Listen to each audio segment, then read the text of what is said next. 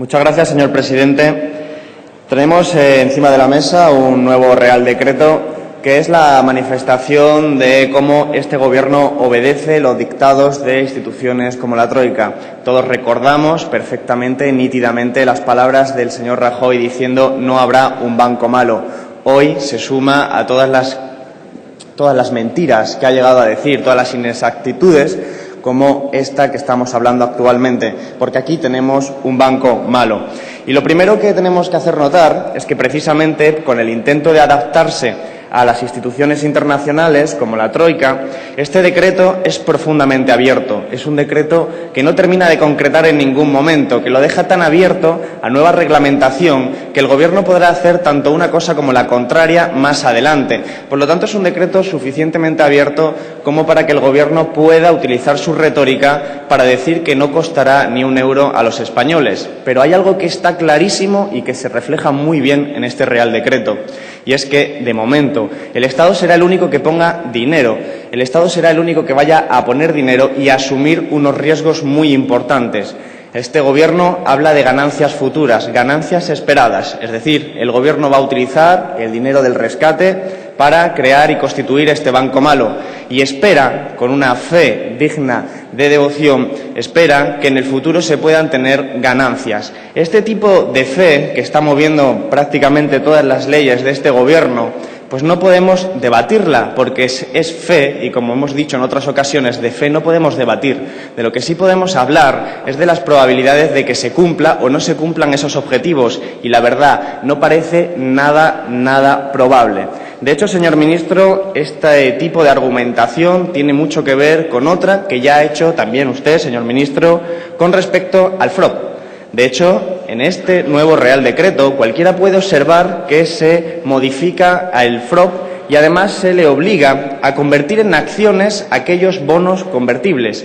Esto es algo que ya sucedió con Bankia y esto es algo que revela que la argumentación que suele utilizar el Gobierno tarde o temprano se demuestra que es falsa, porque recuerden ustedes, señorías, que este Gobierno advirtió de que el FROP no iba a costar dinero a los españoles y su argumentación era precisamente que eran bonos convertibles que rendían un tipo de interés y que por lo tanto además tenían poco riesgo. Pero hoy, con el tiempo, sabemos que esos bonos convertibles se convierten en acciones, no rinden ese tipo de interés que nos vendía el Gobierno como el elemento fundamental de su política, un 7, un 8%, desaparece ese tipo de interés y el Estado asume nuevos riesgos. Por lo tanto, la argumentación original de este Gobierno, que suele ser que no va a costar dinero a los contribuyentes, al final, al cabo de un tiempo, se demuestra que es falso. Eso es probablemente lo que pasará con este nuevo banco malo.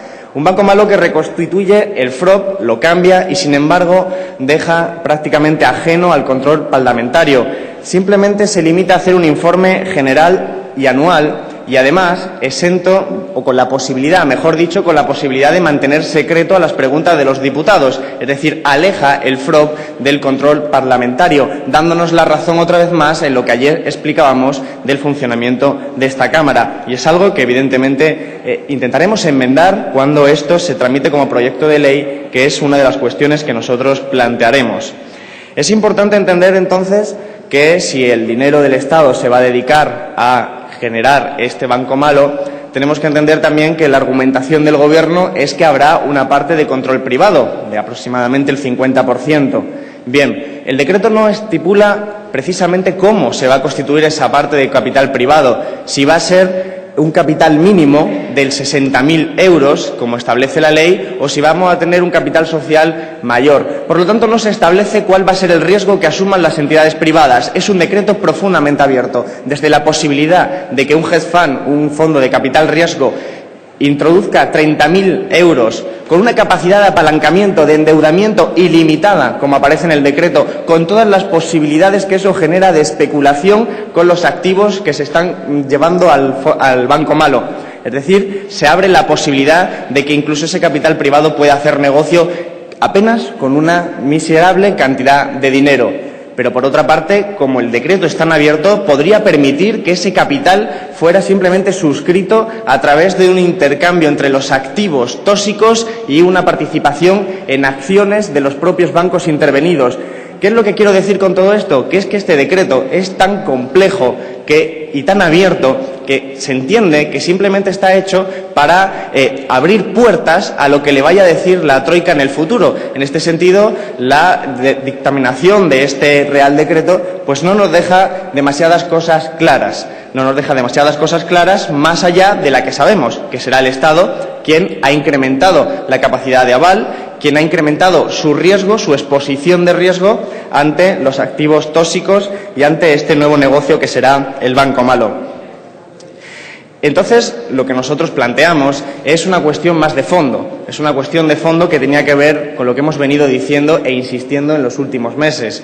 Y es precisamente que si estamos hablando de unos activos tóxicos, que son los que proporcionan, los que se derivan de la burbuja inmobiliaria que tenían los bancos, de esta resaca, de estas viviendas, de este suelo, de estos créditos, porque en este decreto cualquier activo es posible, no solo hablamos de activos inmobiliarios, como bien sabe el señor ministro, sino que hablamos de todo tipo de activos, de préstamos, etcétera. Cualquier tipo de esto considerado tóxicos va a servir para limpiar los balances del sistema financiero, para limpiarlos. Y hay varias posibilidades, pero este Gobierno no nos aclara cuál es su estrategia. No sabemos si va a intentar hacer negocio, como pretende, en principio, en algunas ocasiones el Gobierno, o eso parece que ha dicho en algunas ocasiones, es mantener las viviendas esperando que en el futuro se puedan revalorizar y hacer una ganancia. O, sin embargo, si, por el contrario, lo que quieren hacer es mantener una especie de cementerio nuclear con todos los activos tóxicos y mantenerlos de esa forma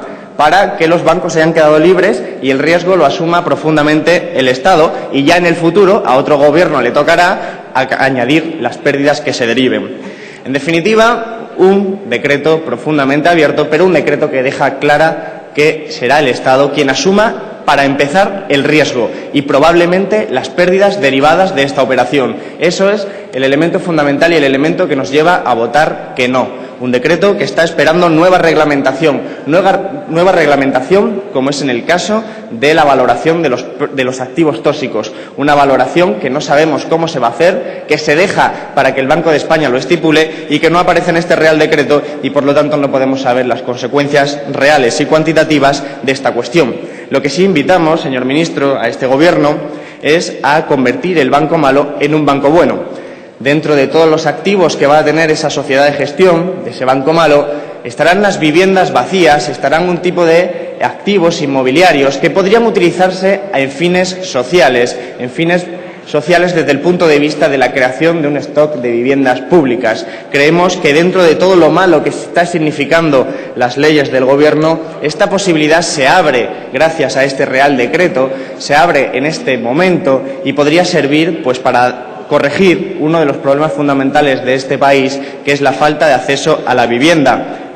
Lo que entendemos es que hay que seguir controlando y fiscalizando lo que va a ser este sistema de banco malo, porque insistimos porque hay que hacerlo, que no está nada claro y sí que contamos con las probabilidades de que sea un fracaso desde el punto de vista de que el Estado no pague nada en absoluto. Al contrario, creemos que va a pagar mucho y queremos fiscalizar esa situación para poder ir cuantificando cuáles son las pérdidas, cuáles son el agujero al que se van a ir todos los activos tóxicos y que vamos a pagar nosotros los contribuyentes. En definitiva, asistimos a una nueva aceptación, a un nuevo modo de vasallaje ante unas instituciones internacionales que han impuesto este Real Decreto, que han hecho que esto provenga del memorándum, el memorándum que, como decíamos ayer, no se ha debatido aquí y que nosotros queremos debatir aquí, incluso a pesar de saber que la mayoría absoluta del Partido Popular lo aprobará, pero consideramos que es legítimo debatirlo para que no sean los reales decretos los que vengan desde instituciones internacionales y nosotros, al manifestar nuestra oposición a este memorándum, manifestar nuestra oposición a que la crisis la paguen los más desfavorecidos, los más pobres, los contribuyentes y no los creadores de esta crisis que se están yendo de rositas. Por esas razones, nosotros pedimos que se tramite como proyecto de ley, votaremos en contra de este Real Decreto y pedimos al Gobierno que aproveche las puertas que está abriendo probablemente sin querer para utilizarlo como fines sociales. Muchísimas gracias. Muchas gracias, señor Garzón.